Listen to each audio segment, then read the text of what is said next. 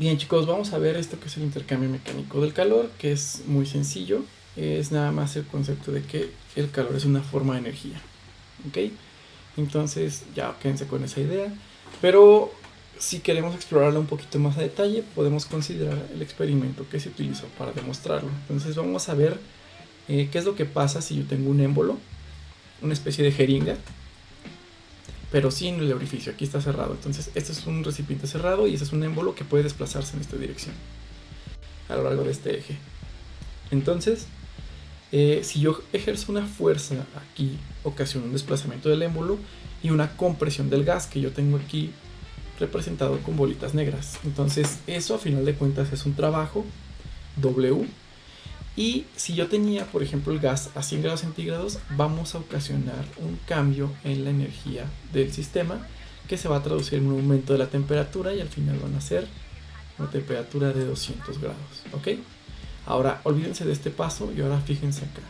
Imagínense ahora que tengo pues un gas, pero pues ahora con este volumen a esta temperatura, y lo que va a pasar es que voy a calentarlo, ¿ok? Y voy a dejar fijo esto. Entonces a final de cuentas esto también va a aumentar la energía interna y como consecuencia vamos a tener un aumento de la temperatura. ¿Por qué les platico esto? Porque este estado final no distingue entre el método que se usó para que se calentara, ¿ok? Entonces si tú ya tienes esto, tú no sabes si fue porque se movió el émbolo o porque ya estaba en esa posición y se calentó. A final de cuentas eso nos indica que pues existe una equivalencia entre el trabajo y el calor. Existe una relación de ambas, que expreso en esta diapositiva, que se llama la primera ley de la termodinámica. Y dice lo siguiente, que en cualquier sistema el calor que absorbe el sistema es igual a la suma que la sustancia realiza más el cambio en la energía interna. Entonces, supongamos que tengo aquí el émbolo, aquí tengo mi gas, supongamos que son estas partículas que están aquí, estoy pintando, y si yo tengo aquí este fuego, que dibujé de manera preciosa y para nada abstracta, entonces ¿qué pasa si yo lo caliento? Pues el émbolo va a subir y también puede que la temperatura del gas aumente. Pueden pasar las dos cosas. Entonces, si yo calculo cada una de esas dos cosas, el cambio en el trabajo y el cambio en la energía interna, me doy cuenta de que es exactamente la misma energía que yo le metí al sistema en forma de calor. Entonces, la primera ley de la termodinámica se puede pensar como una especie de ley de la conservación de la energía, una manera de expresar la ley de la conservación de la energía. Va de nuevo, todo lo que entra al sistema como calor se va a expresar ya sea en un aumento en la energía interna U, que puede pues provocar un cambio en la temperatura, o un cambio en el trabajo, desplazamientos de estos pistones que tengo aquí, ¿ok? Se me olvidó mencionarles, U es la energía interna, esa que ya habíamos hablado hace rato. Es esa que depende únicamente del movimiento de las moléculas ahí de que constituyen el sistema, ¿no? Y vamos a hablar un poquito de transferencia de calor. Básicamente nos dice que tenemos tres formas de transferir calor, ¿ok? Una de ellas es la conducción, que es la que a lo mejor estamos un poco más relacionados porque pues es la que sentimos con nuestras manos cuando tocamos algo caliente. Es decir, cuando tenemos un sólido y lo tocamos, estamos entrando en contacto con él y se da un fenómeno de conducción en donde la temperatura más alta del sólido ocasiona un flujo de calor hacia nuestros dedos, que es lo que sentimos y hace que nos quememos. Entonces, eso de ahí es conducción, cuando tenemos dos objetos en contacto. O incluso cuando tengo, por ejemplo, una cuchara y la estoy calentando solo por un extremo, después de cierto tiempo yo me voy a quemar a pesar de que la flama esté pues relativamente lejos de mi dedo, ¿no? Ahí lo que pasó fue que el calor viajó a lo largo del material. Entonces también es una forma de conducción, ¿no? Cuando se conduce el calor a través de la cuchara, estoy hablando de que se está transmitiendo a lo largo de un sólido. Entonces eso es conducción, básicamente. Otra forma de transferir calor es la convección. Y la palabra clave en este caso es que hay transferencia de materia o hay movimiento de materia. El caso más sencillo es cuando yo tengo en una estufa, pongo agua a calentar para echarme mi maruchan.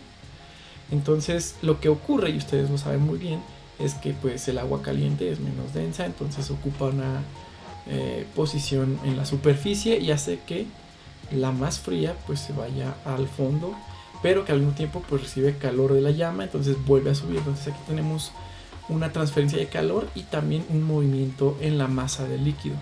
No quiere decir que se desparrame el líquido, sino que ahí mismo, donde está en su mismo nivel de agua, tenemos, digámoslo, ciertas corrientes ahí que se generan por las diferentes temperaturas que yo puedo tener en el agua, ¿no? La diferencia de temperatura en el fondo y en la superficie. La más sencilla pues es la radiación, es por ejemplo la que nos llega del sol en forma de fotones, básicamente. Cuando un cuerpo pues tiene cierta temperatura, emite energía en forma de fotones. Dependiendo de las propiedades del cuerpo, pues estos fotones pueden llegar a calentar los cuerpos, como es el caso del sol, que incluso pues lo hacen a una distancia muy grande, ¿no? Y de hecho ese es el concepto clave, distancia.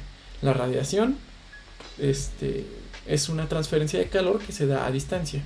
Si ponen una fogata y quieren calentarse las manos, pues no van y tocan directamente el fuego, ¿no? Lo que hacen es pues situarse a cierta distancia y lo que están sintiendo pues es la radiación del fuego, ¿ok? La radiación o los fotones o lo que como ustedes lo quieran llamar, es básicamente lo mismo, ¿ok? Y bueno, para terminar este tema vamos a ver lo que es la entropía, que probablemente lo exponga de una manera pues bastante pobre para lo que el concepto se merece, porque es un concepto sumamente importante y sumamente complejo. Entonces voy a tratar de explicárselos. Se relaciona la entropía con el nivel de desorden de un sistema. Eso es como la definición de Kinder, pero no me gusta tanto, entonces me gustaría platicárselos más bien de la siguiente manera. Es una cantidad que representa qué tan distribuida está la energía en cierto sistema. Piensen en lo siguiente, por ejemplo, yo tengo un globo de esos de los payasos y de repente pues lo pincho, ¿ok? Entonces, ¿qué es lo que pasa con el aire? No se queda ahí, el aire obviamente escapa, se va pues hacia la atmósfera, ¿no? Entonces a eso me refiero con una distribución de la energía del sistema. Cuando está dentro del globo, la energía está muy concentrada en una región del espacio, porque existe una barrera, el látex del globo. Entonces, ¿qué pasa cuando revienta? Cuando yo tengo la barrera, pues las moléculas se dispersan, entonces tengo una distribución de la energía pues un poco más espaciada, ¿no? Bueno, entonces, ¿por qué es importante la entropía? Esta cantidad que les digo que depende de la distribución de la energía, pues es importante porque ocurre algo muy curioso con esto. Y es que en el universo, en procesos así como el que les estoy diciendo del globo, de esos que pues no hay nada que se esté ejerciendo desde el exterior, nada más el globo pues se le revienta, pero tengo cierta región con mucho aire, ¿qué es lo que pasa? Pues se expande. Bueno, eso ocurre con todo en el universo. Es decir, la entropía en el universo siempre aumenta, siempre aumenta. Entonces, ¿qué quiere decir esto? Que, por ejemplo, ustedes pueden estar tomando un vaso de agua y va a seguir siendo líquido por más que pues, se le queden viendo, ¿no? O mientras le estén tomando. Nunca va a solidificarse y volverse hierro de repente, ¿no? Eso no ocurre en la naturaleza. Esa es la ley que sigue la entropía y es la segunda ley de la termodinámica, que la entropía en un sistema cerrado pues siempre va a aumentar. Otra forma de expresarlo es que si bien transformar trabajo en calor es muy sencillo, como en el caso que yo les comentaba de que agarraban un émbolo y lo pues movían para comprimir un gas, ahí cambias la temperatura, entonces hay una eficiencia del 100% de la transformación del trabajo al calor.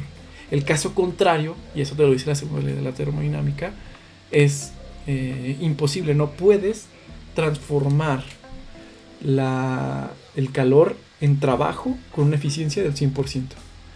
Entonces, una manera más correcta de decirlo es que es imposible construir una máquina que, funcionando de manera continua, no produzca otro efecto más que la extracción de calor de una fuente y que se realice un trabajo equivalente al calor que extrajiste, ¿no? Entonces, se los pueden llegar a preguntar con esta forma. Existe otra tercera ley de la termodinámica, pero no la vamos a ver. Solamente me gustaría platicarles un poquito de esto de acá.